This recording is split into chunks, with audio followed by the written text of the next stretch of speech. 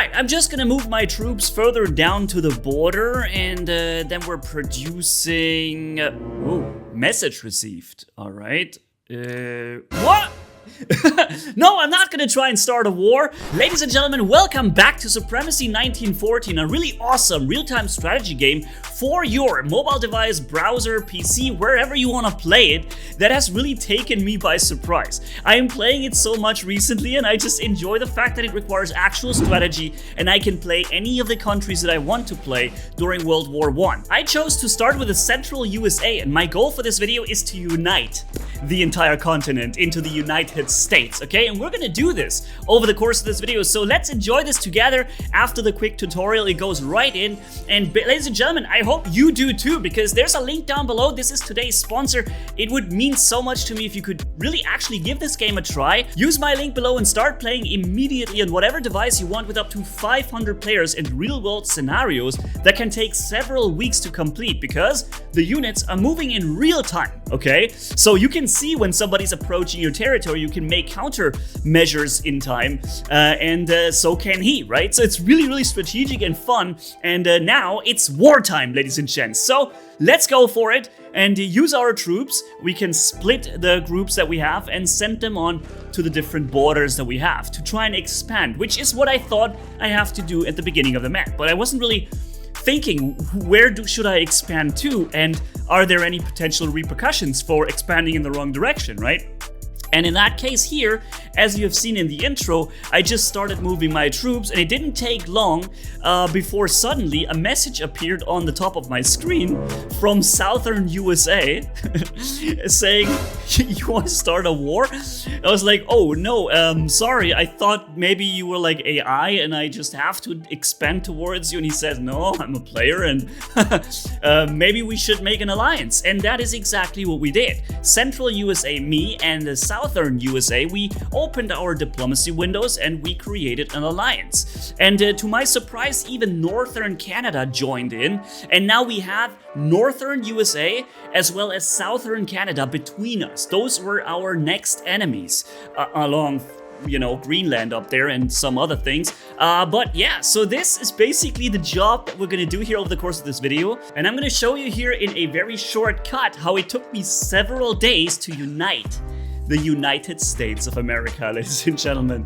All right, we have a lot to do, so let's go for it. And since the diplomacy part has been taken care of now, it's actually wartime. We're starting north, and I'm being asked, do you really want to do this? It will trigger a war. And I was like, heck yeah, of course. There's a lonely artillery sitting there without any defense, so of course I'm gonna take it out immediately before this thing becomes any more of a threat. And I was thinking maybe it's going to start attacking me, but it didn't. But yeah, I took it down. As you see, my troops are now there. Artillery has been destroyed. I even get some rewards for all of what I'm doing here. Constantly you're getting certain, you know, little bonies that you can use during the battle that you earn from the battle.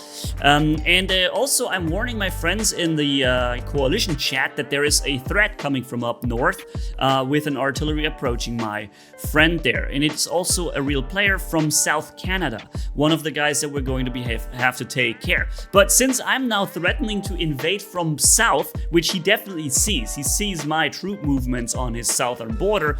He actually didn't attack my North Canada friend. Instead, he called his troops down to perhaps the greater threat, because over the course of this match, we're going to be easily achieving the first place in the entire map and dominating basically the world. Although I didn't finish quite yet conquering the whole world, we are by far going to be the most powerful force. That is not very surprising, because we are starting as Central USA, so we're having a good start here, especially with some decent allies on top.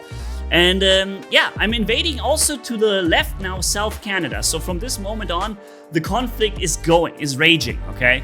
So that's why probably my North Canada friend hasn't been attacked.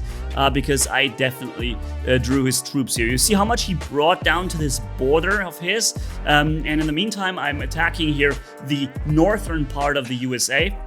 which is also my enemy, and that I need to expand. Both of them were real players, so there are some AIs that are taking over in the beginning, but more and more people are joining in, replacing the AI. At least that's how I understand this. And eventually you have pretty much just players on the map that are, going to try and fight you for territories. Because as you may see here on the map, every territory has not just basically a money generated through income or through taxes, but also it provides you with a special resource. The one we're fighting right now in red gives us double coal. It's super important because that will take care of my energy household. And the most amazing thing is you don't just collect these resources. You have grain and fish, you have iron and wood, and you have coal, oil, and gas. And these are 3 categories, right? Fish and grain is food category.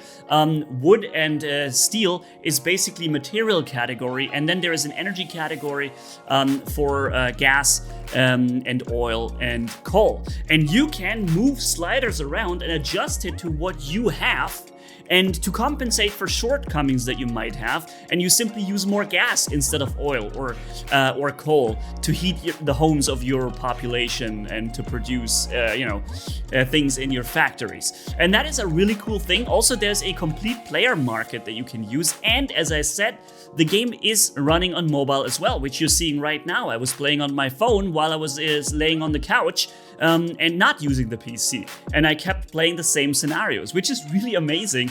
It just makes it easy to just go in and make a couple of clicks, because this isn't the type of game that you log on and you play it for 6 hours straight.